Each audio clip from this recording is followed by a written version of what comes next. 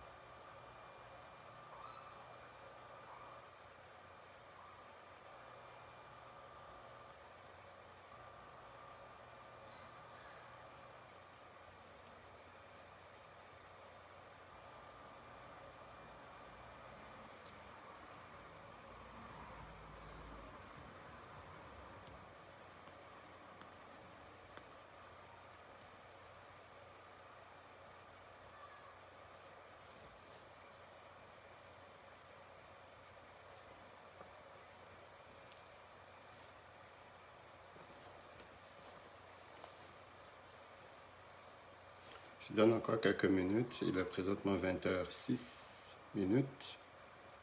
Donc, dans quelques minutes, je vais commencer. Je sais qu'il y a beaucoup de gens qui vont suivre l'enregistrement par la suite. Vous êtes des milliers à suivre les enregistrements par la suite, même si la plupart d'entre vous, vous n'êtes pas disponible pour suivre le live. C'est sûr, le live c'est beaucoup mieux que de suivre, de regarder par la suite, parce qu'il peut y avoir d'interaction, puis on peut se saluer les uns les autres.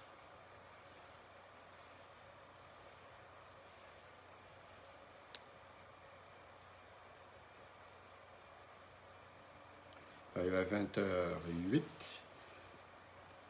Euh, Peut-être je donnerai quelques minutes encore, mais je ne dépasserai pas 20h15.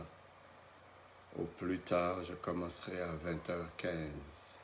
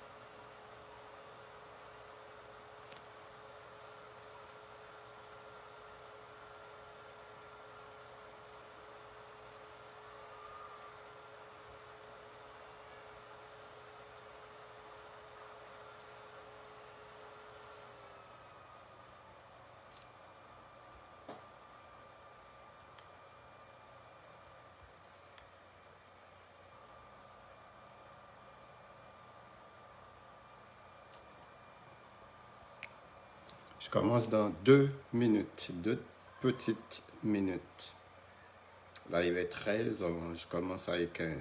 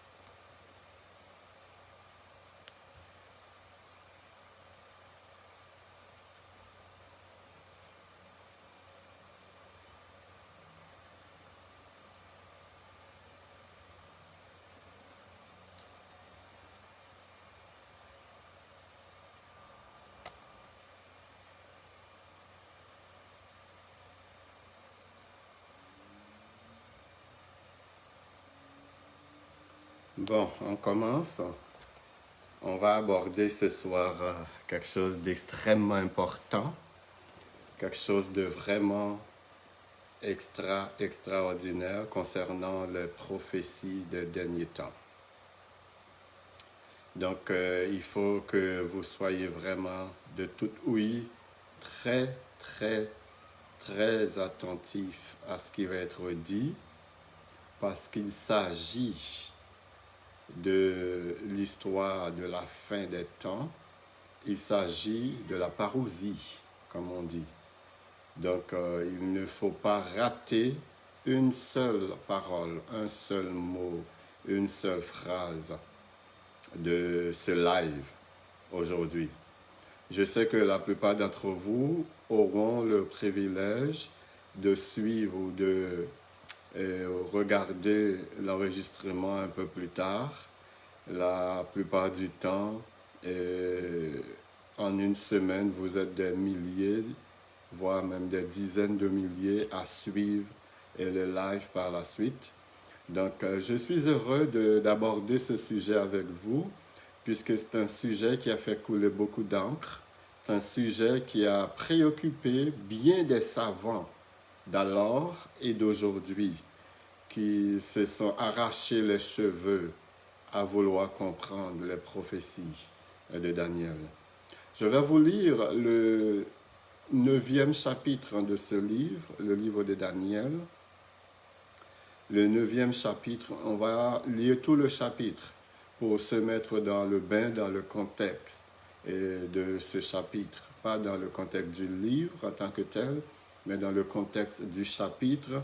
Et surtout, ce chapitre renferme le cœur des prophéties des derniers temps, le cœur de la révélation donnée à Daniel par l'ange Gabriel. La première année de Darius, fils d'Assyrus, de la race des Mèdes, lequel était devenu roi du royaume des Chaldéens. La première année de son règne, moi, Daniel, je vis par le livre qu'il devait s'écouler 70 ans pour les ruines de Jérusalem, d'après le nombre des années dont l'Éternel avait parlé à Jérémie, le prophète. Je tournai ma face vers le Seigneur éternel afin de recourir à la prière et aux supplications en jeûnant, dis-je, et en prenant le sac et la cendre. Je priai l'Éternel, mon Elohim, et je lui fis cette confession. Seigneur, Éternel, grand et redoutable, toi qui gardes ton alliance et qui fais miséricorde à ceux qui t'aiment et qui observent tes commandements. Nous avons péché, nous avons commis l'iniquité, nous avons été méchants et rebelles. Nous nous sommes détournés de tes commandements et de tes ordonnances. Nous n'avons pas écouté tes serviteurs, les prophètes, qui ont parlé en ton nom à nos rois, à nos chefs à nos pères et à tout le peuple du pays. À toi, Seigneur, est la justice et à nous la confusion de face en ce jour, aux hommes de Juda, aux habitants de Yerushalayim, de Jérusalem, et à tout Israël, à ceux qui sont près et à ceux qui sont loin, dans tous les pays où tu les as chassés à cause des infidélités dont ils se sont rendus coupables envers toi. Seigneur, à nous la confusion de face, à nos rois, à nos chefs et à nos pères, parce que nous avons péché contre toi. Auprès du Seigneur, notre Elohim, la miséricorde et le pardon, car nous avons été rebelles envers lui. Nous n'avons pas écouté la voix de l'Éternel, notre Elohim, pour suivre ses lois qu'il avait mises devant nous par ses serviteurs, les prophètes. Tout Israël a transgressé ta loi et s'est détourné pour ne pas écouter ta voix. Alors se sont répandues sur nous les malédictions et les imprécations qui sont écrites dans la loi de Moïse, de Moshe, serviteur de l'Éternel, parce que nous avons péché contre l'Éternel. Il a accompli les paroles qu'il avait prononcées contre nous et contre nos chefs qui nous ont gouvernés. Il a fait venir sur nous une grande calamité, et il n'en est jamais arrivé sous le ciel entier une semblable à celle qui est arrivée à Yerushalayim, Jérusalem. Comme cela est écrit dans la loi de Moïse, toute cette calamité est venue sur nous et nous n'avons pas imploré l'Éternel, notre Elohim. Nous ne nous sommes pas détournés de nos iniquités. Nous n'avons pas été attentifs à la vérité. L'Éternel a veillé sur cette calamité, il l'a fait venir sur nous, car l'Éternel, notre Elohim, est juste dans toutes les choses qu'il a faites, mais nous n'avons pas écouté sa voix. Et maintenant, Seigneur, notre Elohim, toi qui as fait sortir ton peuple du pays d'Égypte par ta main puissante et qui t'as fait un nom comme il est aujourd'hui, nous avons péché, nous avons commis l'iniquité. Seigneur, selon ta grande miséricorde, que ta colère et ta fureur se détournent de ta ville, de Yerushalayim, de ta montagne sainte, car à cause de nos péchés et des iniquités de nos pères, Yerushalayim et ton peuple sont en opprobre à tous ceux qui nous entourent. Maintenant donc, ô notre Éternel, écoute la prière et les supplications de ton serviteur, et pour l'amour du Seigneur, fais briller ta face sur ton sanctuaire dévasté. Mais, mon Père, prête l'oreille et écoute, ouvre les yeux, regarde nos ruines, regarde la ville sur laquelle ton nom est invoqué, car ce n'est pas à cause de notre justice que nous te présentons nos supplications, c'est à cause de tes grandes compassions. Seigneur, écoute. Seigneur, pardonne. Seigneur, sois attentif. Seigneur, écoute. Jéhovah, écoute. Jéhovah, pardonne. Jéhovah, sois attentif. Agis, ne tarde pas, par amour pour toi, ô mon Elohim, car ton nom est invoqué sur ta ville et sur ton peuple. Je parlais encore et je priais, je confessais mon péché et le péché de mon peuple d'Israël. Et je présentais mes supplications à l'Éternel, mon Dieu, en faveur de la sainte montagne de mon Dieu. Je parlais encore dans ma prière quand l'homme Gabriel, que j'avais vu précédemment dans une vision, s'approcha de moi d'un vol rapide au moment de l'offrande du soir. Il m'instruisit et s'entretint avec moi. Il me dit, « Daniel, je suis venu maintenant pour ouvrir ton intelligence. Lorsque tu as commencé à prier, la parole est sortie et je viens pour te l'annoncer, car tu es un bien-aimé. Sois attentif à la parole et comprends la vision. 70 semaines ont été fixées sur ton peuple et sur ta ville sainte pour faire cesser la transgression et mettre fin au péché, pour expier l'iniquité et amener la justice éternelle, pour sceller la vision et le prophète et pour oindre le saint des saints. Sache-le donc et comprends, depuis le moment où la parole a annoncé que Yerushalayim sera rebâti jusqu'à loin au conducteur, il y a 7 semaines et 62 semaines. Les places et les fossés seront rétablis, mais en des temps fâcheux. Après les 62 semaines, un oint sera retranché et il n'y aura pas de successeur. Le peuple d'un chef qui viendra détruira la ville et le sanctuaire, et sa fin arrivera comme une inondation. Il est arrêté que les dévastations dureront jusqu'au terme de la guerre. Il fera une solide alliance avec plusieurs pour une semaine et durant la moitié de la semaine, il fera cesser le sacrifice et l'offrande. Le dévastateur commettra les choses les plus abominables jusqu'à ce que la ruine de ce qui a été résolu fonde sur le dévastateur. Donc, c'était le chapitre 9 du livre de Daniel. Donc, nous allons ensemble essayer de démêler, de déchiffrer, de décoder les 70 semaines de prophétie de Daniel. J'ai déjà introduit le livre de Daniel dans des émissions que vous trouverez sur la page de Voice of God. J'ai parlé des contextes du livre, le contexte historique, politique, religieux, linguistique, etc. Dans ces émissions, j'ai parlé de la raison pour laquelle les Juifs, plus particulièrement les Judéens, étaient déportés à Babylone, et pour bien comprendre, et pour combien de temps, dis-je bien, ils ont été déportés à Babylone, dans ce pays étranger, loin de leur patrie chérie. Pendant qu'ils étaient assis au bord des fleuves à Babylone, terre d'exil, où l'Éternel les a abandonnés. Et là, ils pensent, le cœur brisé à Sion. J'ai parlé également de leur évolution à Babylone sous diverses dynasties qui se sont succédées. Aujourd'hui, on va parler du cœur du livre de Daniel, qui a fait couler beaucoup d'encre et abattre pas mal d'arbres pour écrire, pour expliquer, pour essayer d'interpréter, pour essayer de démêler toutes ces semaines de prophétie, de quoi il en retourne. Eh bien, la prophétie des 70 semaines de Daniel est l'une des prophéties les plus précises de la Bible. C'est une prophétie avec un point de départ et un point d'arrivée.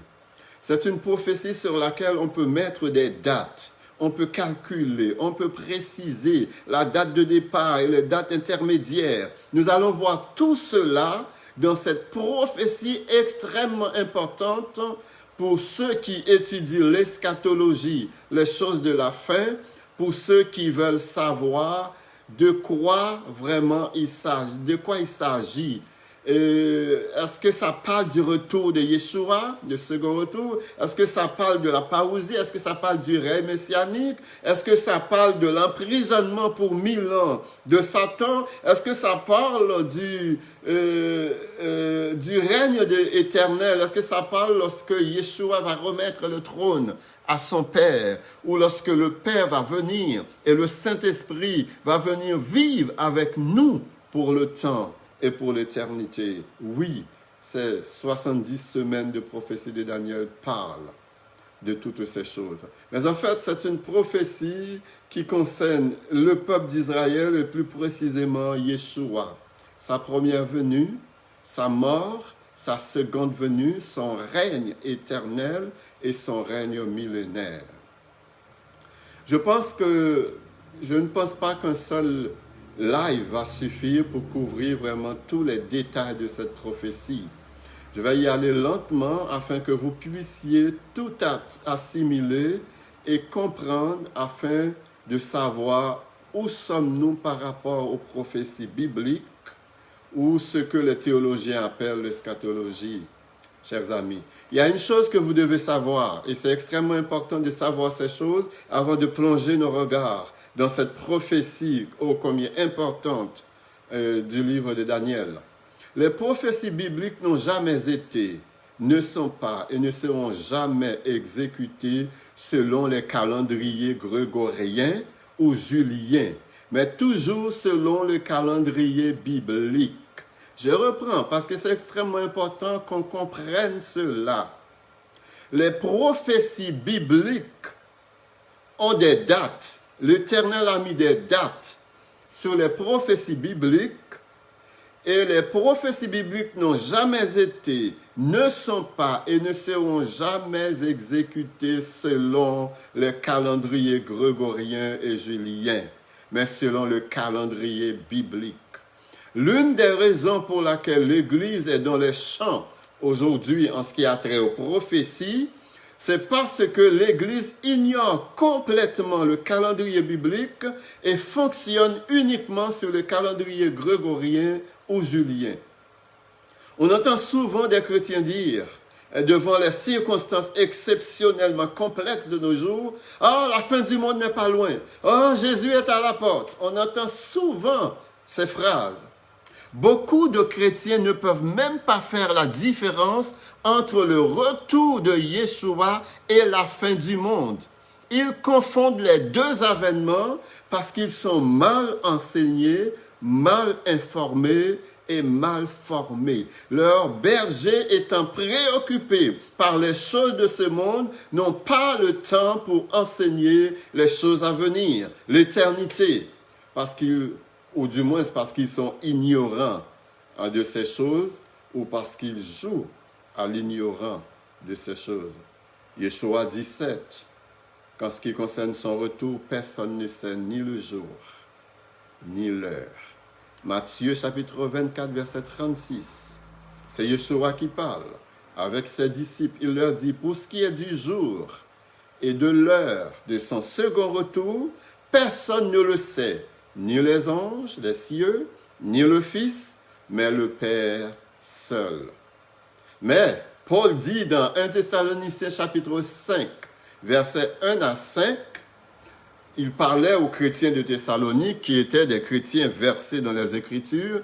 Et dans ce temps-là, quand on dit ils étaient versés dans les Écritures, cela veut exclusivement dire versés dans l'Ancien Testament parce que le Nouveau Testament n'existait pas encore. Lorsque Paul prêchait les vérités de l'Ancien Testament parce que de son temps, le Nouveau Testament n'existait pas encore. Donc, en écrivant aux chrétiens de Thessalonique, lorsqu'il va leur dire, pour ce qui est des temps et des moments, il parle des temps et des moments du second retour de Yeshua. Il dit, vous n'avez pas besoin, frères, qu'on vous en écrive. C'est-à-dire, il le savait déjà. Il savait, même s'il ne savait pas le jour, même s'il ne savait pas l'heure, mais il savait à quel moment Yeshua reviendra. Pourquoi il le savait? Eh bien, il le savait parce que c'était écrit, et c'est encore écrit dans les Saintes Écritures. Et Paul continue pour dire dans 1 Thessaloniciens chapitre 5, en verset 2, « Car vous savez vous-même que le jour du Seigneur viendra comme un voleur dans la nuit. » Il y a beaucoup de gens qui se basent sur ce passage-là pour dire « on a toujours dit que Yeshua viendra à l'improviste. On a toujours dit que Yeshua viendra au moment où on s'y attend le moins. » Mais continuons de lire, vous allez comprendre. Quand les hommes diront paix et sûreté, alors une ruine soudaine les surprendra, comme les douleurs de l'enfantement surprennent la femme enceinte, et ils n'échapperont point.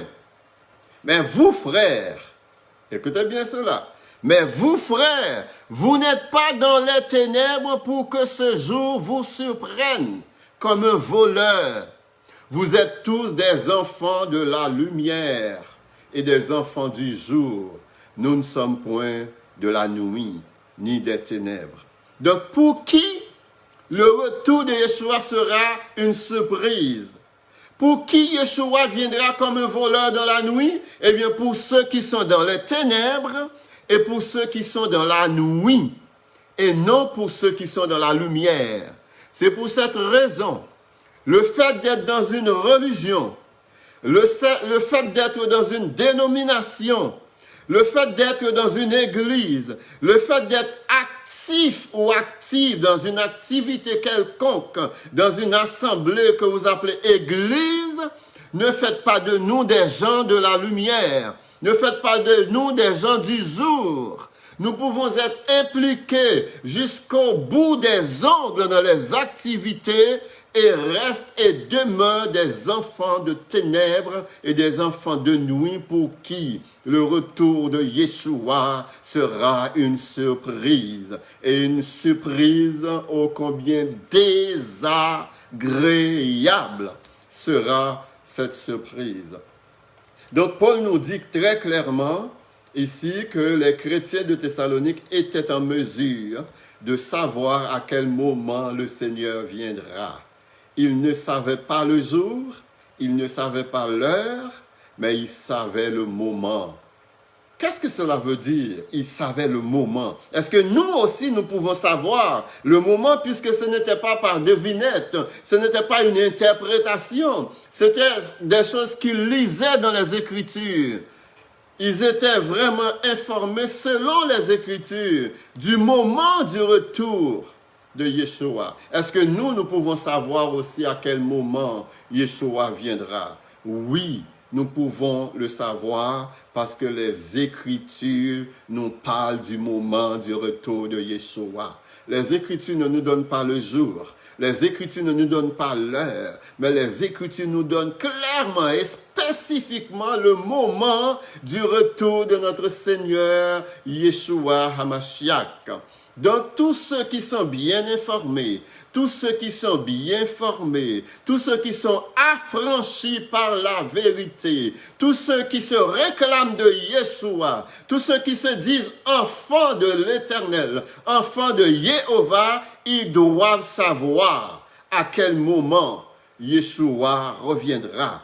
Sinon, ils vont être surpris, et s'ils sont surpris, c'est parce qu'ils sont dans les ténèbres, c'est parce qu'ils sont dans la nuit. Mais ceux qui sont du jour, ceux qui sont dans la lumière, ne seront pas surpris du retour de Yeshua. Maintenant, pour répondre à la question à quel moment Yeshua viendra, et la réponse est claire dans la Bible. La réponse est claire pour tous ceux qui ont le Saint-Esprit de l'Éternel des armées. La réponse est claire pour tous ceux qui sincèrement, authentiquement et profondément plongent les regards dans la parole de l'Éternel des armées. L'Éternel a donné dans Lévitique, chapitre 21, 7 fêtes au peuple d'Israël pour célébrer plusieurs événements dans la vie du peuple d'Israël, plusieurs interventions divines. Les fêtes de l'Éternel, eh bien, ce sont des figures prophétiques. L'Éternel s'est arrangé par ces fêtes pour donner vraiment des informations, des enseignements concernant les événements de la fin. Et c'était des figures des choses à venir. Paul va appeler ces choses, c'était l'ombre des choses à venir, ces fêtes.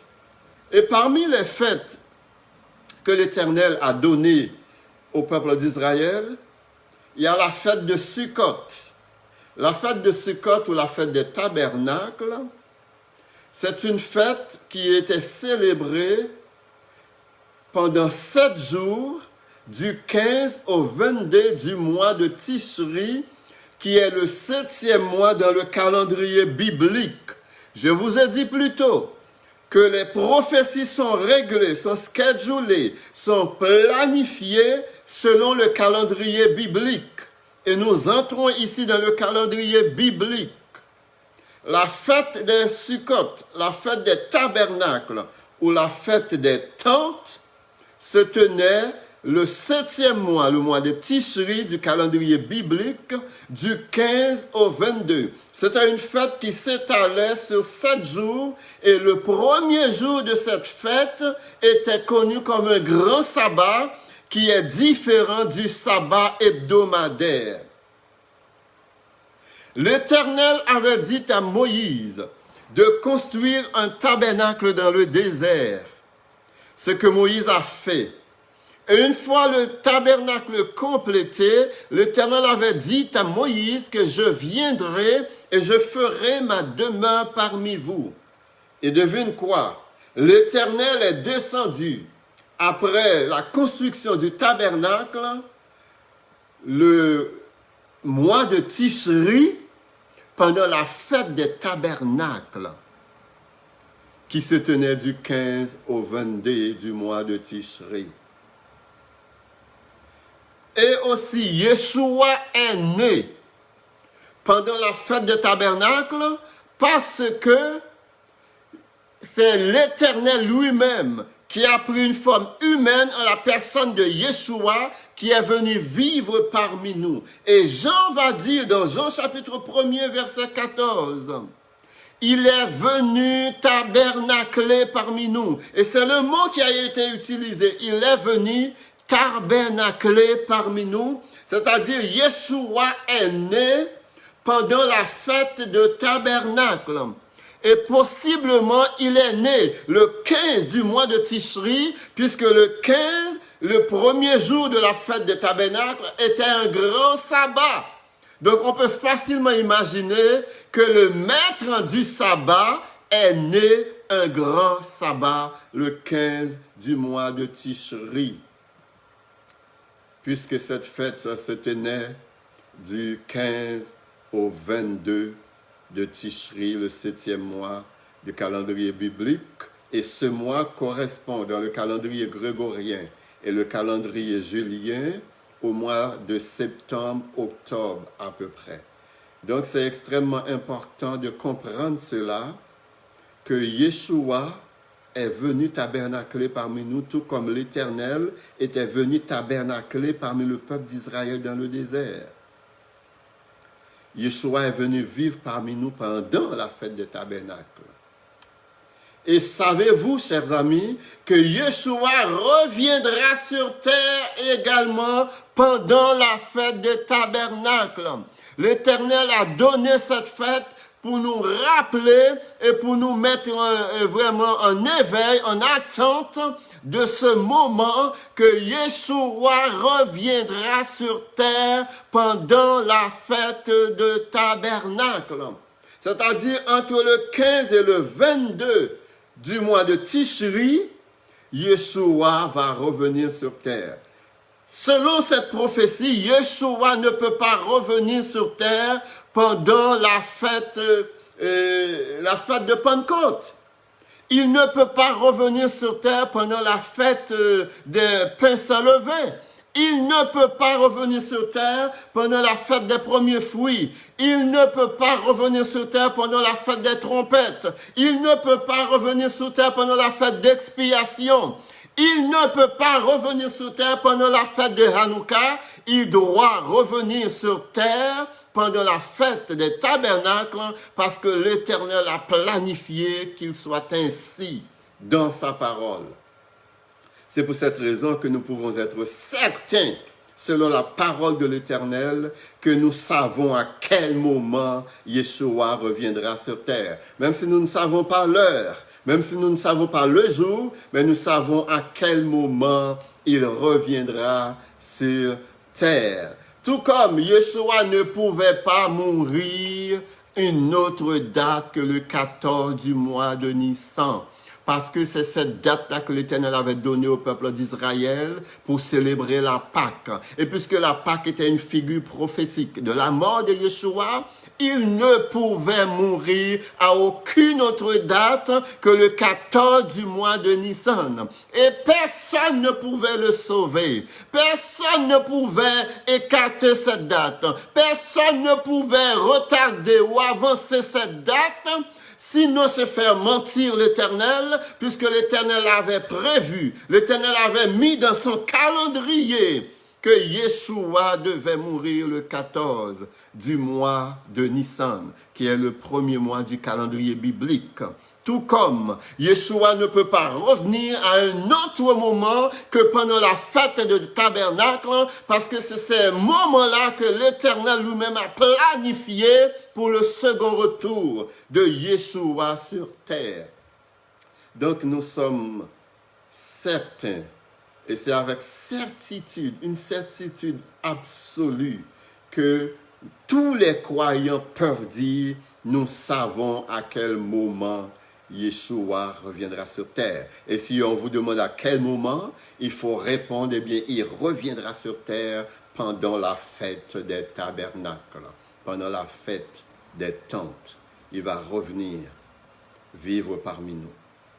Chers amis, n'écoutez jamais quelqu'un qui vous dit que Yeshua peut revenir à n'importe quel moment. N'écoutez jamais quelqu'un qui vous dit Yeshua peut revenir aujourd'hui, il peut revenir demain, il peut revenir la semaine prochaine, il peut revenir le mois prochain. C'est du leurre.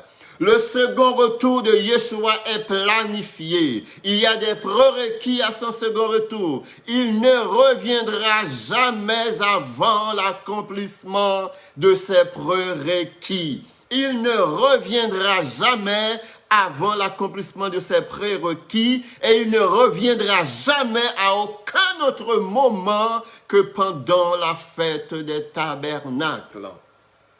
Et ça, c'est clair, c'est précis et c'est sans équivoque. Chers amis, le retour de Yeshua ne peut être une surprise pour toi si tu as le Saint-Esprit de l'Éternel, si tu marches dans la lumière. Il ne peut pas être une surprise pour toi, le second retour de Yeshua HaMashiach, de l'Éternel des armées. Chers amis, Daniel a reçu 3 visions de l'ange Gabriel. Nous allons rentrer dans notre sujet du jour, que l'Éternel a envoyé lui-même. Les visions concernent une succession de 4 empires jusqu'à l'établissement du règne messianique, qui est cette pierre qui s'est détachée, qu'on a vu dans Daniel chapitre 2, sans le secours d'une main, laquelle pierre va pulvériser la statue d'or de Nabucodonosor ou Nebuchadnezzar, symbolisant les 4 empires. Dans la première vision, au chapitre 2 de Daniel, la vision de la statue d'or de Nabucodonosor ou Nebuchadnezzar. La tête en or représente l'empire babylonien ou Nebuchadnezzar lui-même. La poitrine et les bras représentent l'empire médo-perse, qui est aujourd'hui Iran et Irak. Le roi Darius pour les Mèdes et le roi Cyrus pour les Perses. Le ventre et les cuisses représentent l'empire grec avec Alexandre le Grand. Les jambes et les pieds symbolisent et représentent l'empire romain. Dans la deuxième vision au chapitre 7, les 4 animaux, le premier animal ressemble à un lion avec des ailes qui symbolisent l'empire babylonien. Le second animal est semblable à un ours, symbole de l'empire médo-perse. Le troisième animal est semblable à un léopard, avec sur le dos 4 ailes, symbolisant l'empire grec. Comme vous le savez, après la mort d'Alexandre le Grand, son royaume était divisé en 4, partagé entre 4 de ses plus proches généraux. Et le 4e animal n'est pas nommé dans la vision du chapitre 7, mais on sait que c'est l'empire romain à cause de la vision du chapitre 2. De la vision du chapitre 8, encore des êtres ressemblant à des animaux. Le premier animal est semblable à un bélier avec 2 cornes. Chaque corne est un roi. On sait qu'il y a eu un seul empire qui avait 2 rois à leur tête. C'est l'empire médo-perse avec les rois Darius et Cyrus. Et les 2 cornes représentent ces 2 rois. L'animal qui ressemble à un bouc, c'est l'empire grec. On sait que cet animal-là a 4 cornes. Donc, les cornes représentent les 4 divisions de l'empire grec après la mort d'Alexandre le Grand. Et la petite corne, c'est vraiment l'empire romain. On voit qu'au chapitre 8, le premier empire n'est pas mentionné parce que cet empire est passé au moment où Daniel écrivait cette vision, puisqu'il était sur l'empire médo-perse et l'empire grec et l'empire romain étaient encore à venir. Remarquez qu'au début du chapitre 7 et 8, Daniel dit qu'il a eu ses visions pendant le règne de Belshazzar. Mais il les a gardées, ces visions, et il les a écrites sous le règne médo-perse d'Arius et Cyrus. Donc, c'est à ce moment-là qu'il a écrit ces visions. Donc, si on peut synchroniser les trois visions du chapitre 2, chapitre 7 et chapitre 8 du livre de Daniel, cela va comme suit. Le premier empire est représenté par la tête d'or au chapitre 2, par le lion avec des ailes au chapitre 7, qui est l'empire babylonien. Le second empire est représenté par la poitrine et les bras au chapitre 2, par l'ours au chapitre 7 et par le bélier au chapitre 8. C'est l'empire médo-perse. Le troisième empire est représenté par le ventre et les cuisses au chapitre 2, par le léopard au chapitre 7 et par le bouc au chapitre 8. C'est l'empire grec. Et le troisième empire est représenté par les jambes et les pieds au chapitre 2, par la bête féroce non nommée au chapitre 7 et par la petite corne au chapitre 8. Il s'avère que la petite corne va être l'antichrist parce que la petite corne va proférer des insultes avec une bouche arrogante contre l'Éternel des armées et contre les saints. Donc les 70 semaines de prophétie de Daniel sont vraiment très importants pour la fin des temps, pour les derniers jours. J'aimerais qu'on lise deux passages afin qu'on puisse bien comprendre et bien interpréter ce que représentent les 70 semaines de Daniel. On parle de 70 semaines, mais ce ne sont pas des semaines littérales, telles qu'on connaît aujourd'hui, une semaine de 7 jours. Dans Nombre chapitre 14, verset 34, il dit « De même que vous avez mis 40 jours à explorer le pays, vous porterez la peine de vos iniquités 40 années. » Donc, dans ce passage-là, un jour égale une année. Donc, il dit une année pour chaque jour et vous saurez que c'est ce que c'est que d'être privé de ma présence. Et dans Ézéchiel chapitre 4, dis-je, verset 6, l'Éternel dit, « Quand tu auras achevé ces jours, couche-toi sur le côté droit, et tu porteras l'iniquité de la maison de Juda pendant 40 jours. Je t'impose un jour pour chaque année. » Donc, ici, l'Éternel nous dit, un jour égale une année. Donc, une semaine égale 7 jours. Donc, 7 jours égale 7 années. Donc, 70 semaines multipliées par 7 égale 490 jours. Donc, puisque chaque jour égale une année, on va voir ça vraiment de la suite, que ça colle vraiment. Donc, 490 jours égale 490 ans. On va comprendre cela très clairement dans un instant, puisque la prophétie des 70 semaines prophétiques, ou 490 ans, a un point de départ et un point d'arrivée, chers amis. Mais les 490 ans de prophétie de Daniel, les 70 semaines, a un contenu. Il y a un contenu dans cette prophétie. Et c'est en étudiant le contenu de cette prophétie, un contenu daté, qu'on peut vraiment calculer le total de la durée de cette prophétie à 490 ans. Donc, je vais aller lentement parce que je sais que ça peut être touché et à cette partie vraiment du livre de Daniel. Mais vous allez comprendre lorsqu'on va prendre le point de départ de la prophétie, on va prendre le point d'arrivée, puis on va mettre des dates, parce qu'il y a des dates dans les prophéties de Daniel, et on va voir que ça correspond exactement à 490 ans. Donc, c'est quoi le contenu de cette prophétie? C'est sûr, c'est bien de dire qu'il y a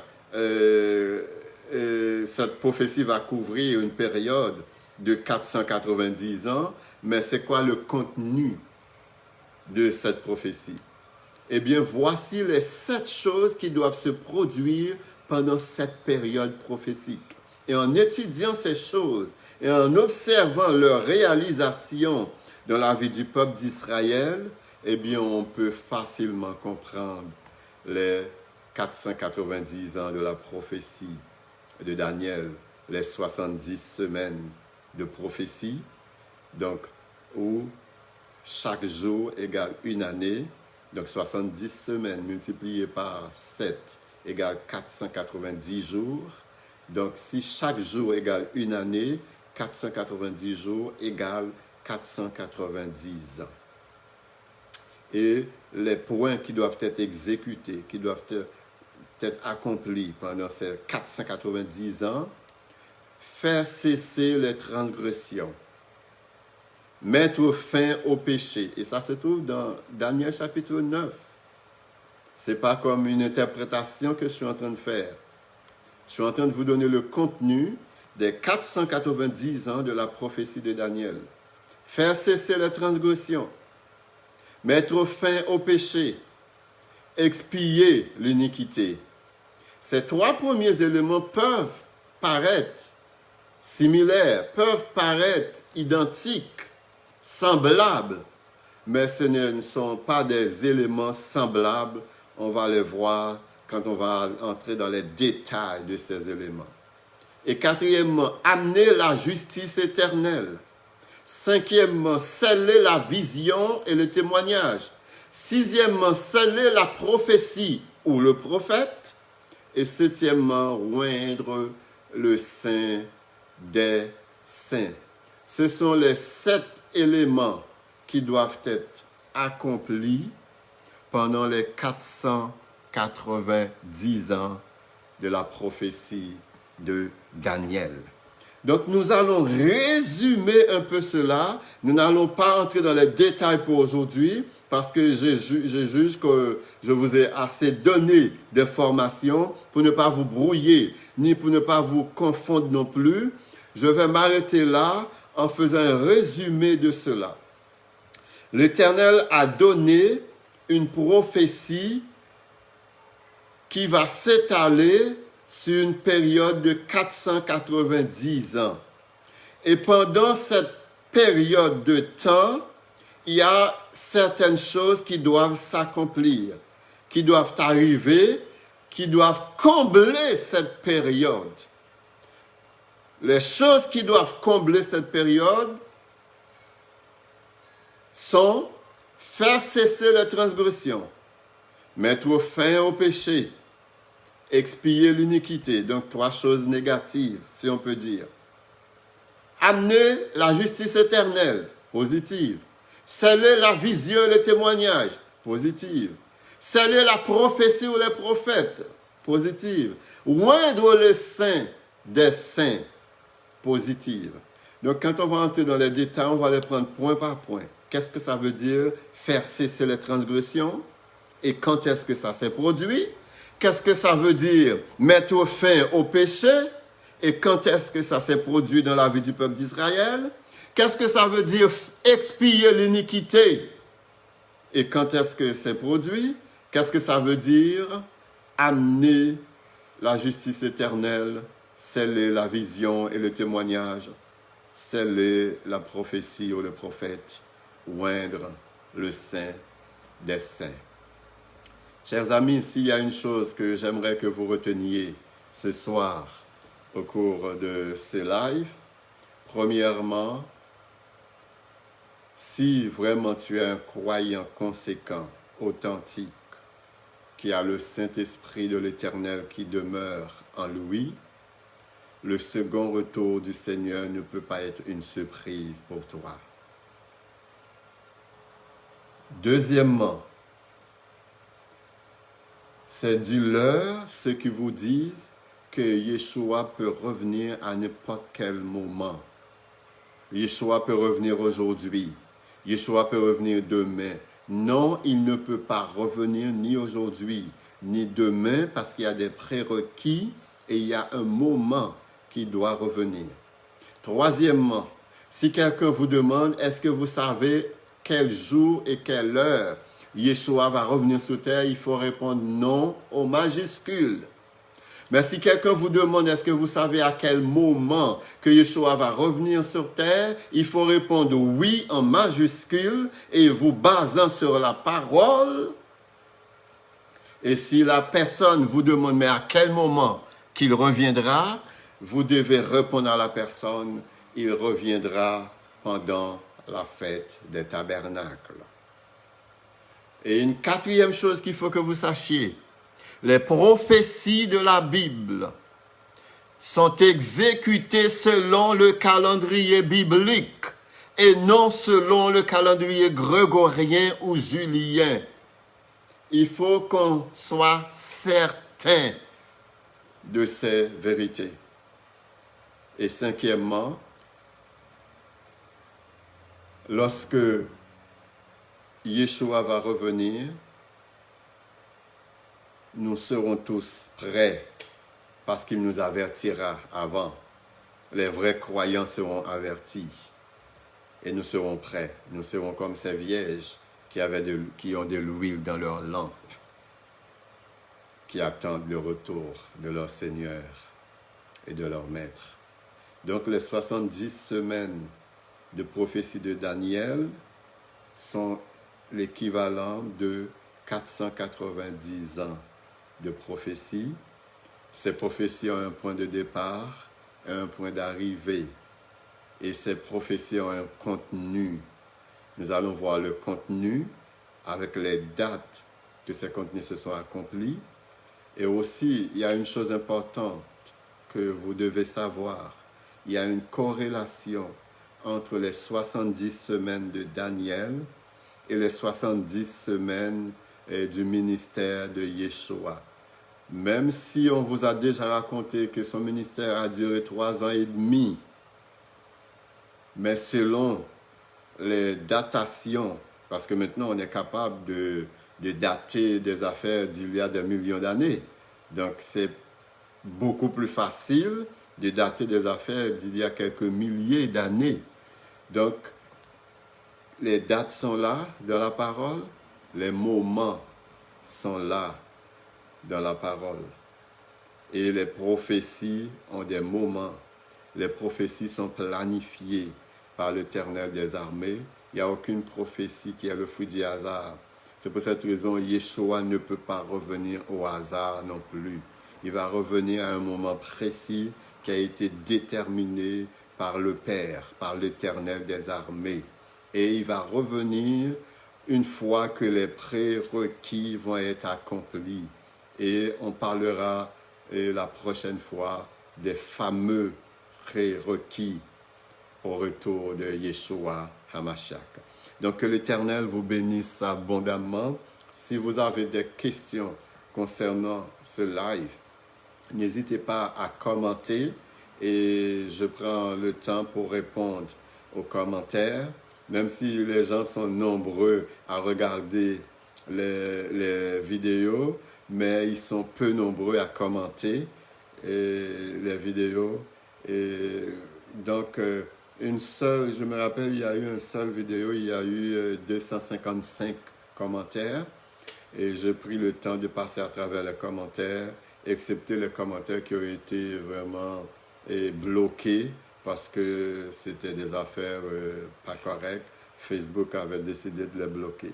Et aussi, je dois vous dire, il y avait un live que j'avais fait sur l'avortement. Eh bien, Facebook m'a donné un peu de problème avec ce live. Ils ne veulent pas lancer ce live à cause juste du mot avortement qui est là-dedans. Et pourtant, c'est juste une question que j'ai posée dans le titre. L'avortement, est-ce un crime? Donc, c'était juste une question qu'il y avait dans le titre. Donc, ils l'ont quasiment signalé, là. Donc, je m'attendais à ça. De toute façon, ce n'est pas une surprise pour moi. Le monde ne veut pas entendre la vérité. Il veut entendre des fables. Le monde ne veut pas entendre cette vérité, la parole de l'Éternel. Ils veulent entendre des gens pour les endormir, des gens pour les faire errer, les tromper, pour les usurper et pour les faire perdre leur vie éternelle. Donc que l'Éternel vous bénisse abondamment et rejoignez-nous dimanche prochain, Dieu voulant, pour poursuivre vraiment cette étude sur la prophétie des 70 semaines de Daniel. Donc, que l'Éternel vous bénisse abondamment et revenez-nous dimanche prochain à 20h sur la même page de Voice of God. Et si vous n'êtes pas encore abonné à cette page, abonnez-vous. Comme ça, vous allez recevoir toutes les émissions et aussi vous allez recevoir les lives qu'on fait à tous les dimanches. Donc, que le Seigneur vous bénisse abondamment.